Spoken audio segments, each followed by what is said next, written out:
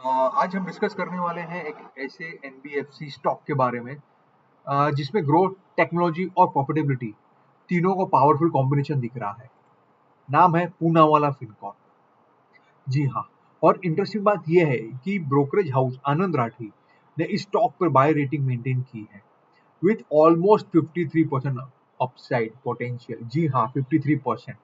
तो आज के वीडियो में हम डिटेल में समझेंगे कंपनी का business model, quarter four result, AUM growth, AI strategy, profitability, risk और फाइनली क्या ये लॉन्ग टर्म कंपाउंडर बन सकता है या नहीं।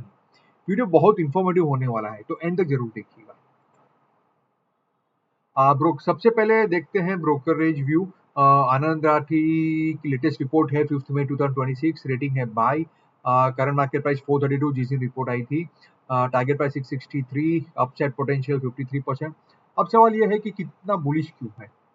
मेन रीजन है कंपनी की aggressive AUM growth, improving asset quality, AI led underwriting system और ऑपरेटिंग लीवरेज। ब्रोकरेज हाउस के अकॉर्डिंग कंपनी एफआई 26-28 के बीच लगभग 48% सीएजीआर से ग्रो कर सकती है, जो एनबीएफसी सेक्टर में काफी स्ट्रॉन्ग माना जाता है। दो चलने से पहले एक छोटा डिस्क्लेमर। स्टॉकलाइन्स इंडिया ना ही सेबी रजिस्टर्ड इन्वेस्टमेंट एडवाइजर है, ना ही रिसर्च इन्वेस्टमेंट एडवाइजर है, ना ही सेबी रजिस्टर्ड रिसर्च एनालिस्ट है। वीडियो है सिर्फ एजुकेशन पर्पस के लिए। कोई भी बाय सेल रिकमेंडेशन नहीं है। पब्लिकली अवेलेबल रिपोर्ट होती है। चलिए बाकी की डिटेल्स आप अपनी स्क्रीन पे पढ़ सकते हैं। अब क्विकली कंपनी स्नैपशॉट देख लेते हैं। मार्केट कैप है लगभग 38,000 करोड़ का, 38,877 करोड़। 52 वीक हाई 570 है, लो है 361। प्रमोटर्स की होल्डिंग है 59%, जो कि काफी स्ट्रॉन्ग है। एफआई डोमेस्टिक के पास है 27.92%, पब्लिक एंड अदर्स के पास है 13.05%।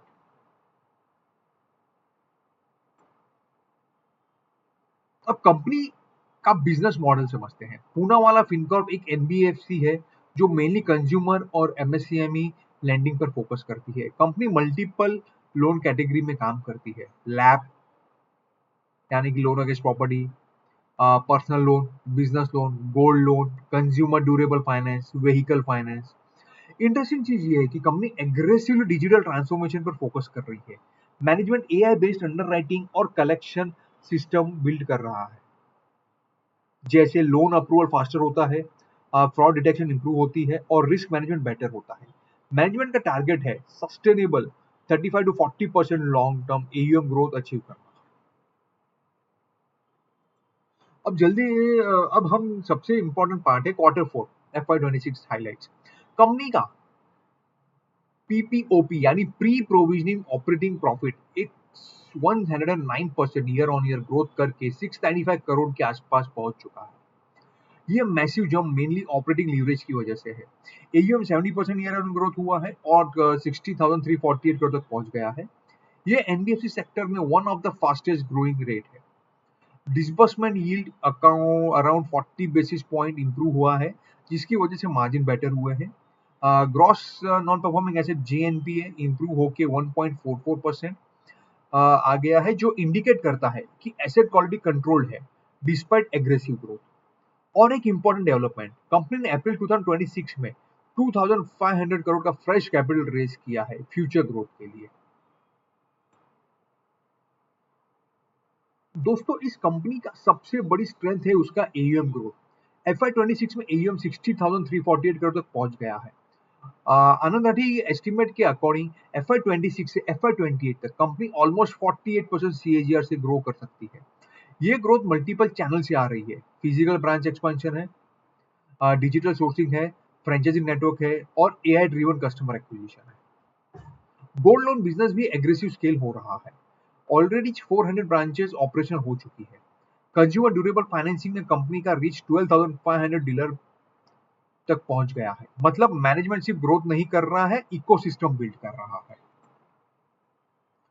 अब पोर्टफोलियो डाइवर्सिफिकेशन समझते हैं। कंपनी का लार्जेस्ट सेगमेंट है लैब, जो कि है loan against property around 28%। Instant consumer loan contribute करता है 19%, mid market loan 15%, business loan 12% और pre own car financing around 9% contribute करता है। इंपॉर्टेंट पॉइंट ये है कि सिक्योर लोन का मिक्स अराउंड 54% है। ये रिस्क प्रोफाइल को रिलेटिवली सेफर बनाता है। New products already total AUM का 14% कंट्रीब्यूट कर रहे हैं और डिसबर्समेंट में 24% कंट्रीब्यूशन दे रहा है। मतलब कंपनी इनोवेशन और प्रोडक्ट एक्सपेंशन दोनों एग्रेसिव कर रही है। ये स्लाइड पर्सनली मुझे सबसे इंटरेस्टिंग लगती है। कंपनी करंटली 76 एआई प्रोजेक्ट्स पर काम कर रही है। जी हाँ, 76। एआई यूज हो रहा है अंडरराइटिंग में, कलेक्शन में, एचआर प्रोसेस में, फाइनेंस ऑपरेशंस में। मैनेजमेंट का गोल है पूरी कंपनी को एआई ड्रिवन ऑर्गेनाइजेशन बनाना। Digital business already total portfolio का मोर देन 30% कंट्रीब्यूट करता है और मैनेजमेंट के अकॉर्डिंग टेक्नोलॉजी की वजह से प्रोडक्टिविटी इंप्रूव हो रही है बिना प्रोपोर्शनल मैन पावर हायरिंग के। यानी company future ready operating model build कर रही है। एनबीएफसी सेक्टर में ये डिफरेंशिएट बहुत इंपॉर्टेंट है। अब प्रॉफिटेबिलिटी ट्रेंड्स देखते हैं। कंपनी का पैट FY25 में वीक था because of higher provisioning and stress normalisation, लेकिन FY26 में स्ट्रॉन्ग रिकवरी विजिबल है। ब्रोकरेज एस्टिमेट के according FY27 PAT around 1363 crore और FY28 पैट अराउंड 2184 करोड़ तक पहुंच सकता है। आरओए भी ग्रेजुअली इंप्रूव होके FY28 में 2% तक जा सकता है। ये इंडिकेट करता है कि स्केल बेनिफिट अब विजिबल होने लगे हैं। अगर company control credit cost maintain करती है तो प्रॉफिटेबिलिटी शार्प इंप्रूव हो सकती है। फास्ट ग्रोथ के साथ यूजुअली रिस्क भी बढ़ता है, लेकिन यहाँ पॉजिटिव बात यह है कि एसेट क्वालिटी इंप्रूव हो रही है। GNPA gross non performing asset 1.44% आ गया है। स्टेज एसेट भी इंप्रूव हुई है।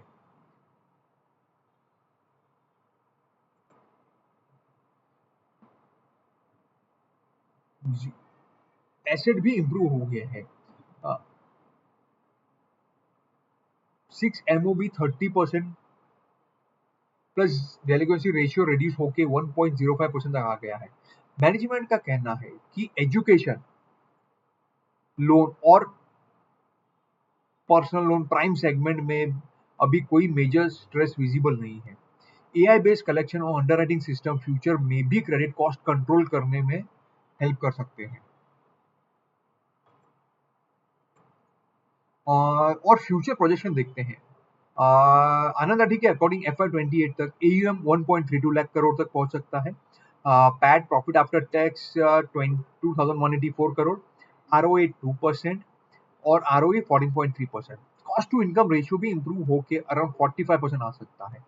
मतलब कंपनी स्केल अचीव करते हुए ऑपरेटिंग एफिशिएंसी इंप्रूव कर रही है। यही रीजन है कि ब्रोकरेज हाउस आनंद आठी इस स्टॉक पर बुलिश है।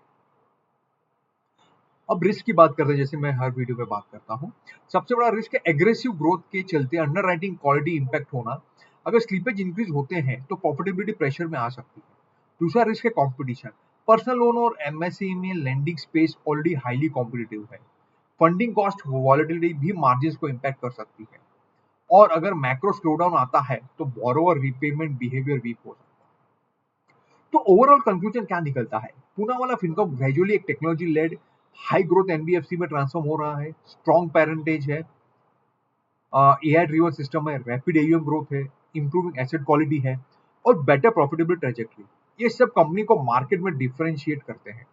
अगर मैनेजमेंट एग्जीक्यूशन कंटिन्यू करता है और क्रेडिट कॉस्ट कंट्रोल रहता है तो लॉन्ग टर्म में ये कंपनी प्रीमियम एनबीएफसी कंपाउंडर बन सकती है। लेकिन इन्वेस्टर को कंटिन्यूसली मॉनिटर करना होगा एसेट क्वालिटी, क्रेडिट कॉस्ट और ग्रोथ सस्टेनेबिलिटी। अगर आपको ये detail broker report analysis useful लगा हो तो वीडियो को लाइक जरूर करें। चैनल स्टॉकलाइंस इंडिया को सब्सक्राइब करें बिकॉज यहाँ हम कॉम्प्लिकेटेड ब्रोकर रिसर्च को सिंपल लैंग्वेज में एक्सप्लेन करते हैं। कमेंट सेक्शन में बताएं क्या आपको लगता है Poonawalla Fincorp next multibagger NBFC बन सकता है। मिलते हैं नेक्स्ट डिटेल एनालिसिस वीडियो में कुछ नए स्टॉक के साथ, नए ब्रोकर रिपोर्ट के साथ। जब तक के लिए लाइक शेयर सब्सक्राइब जरूर कीजिए। धन्यवाद।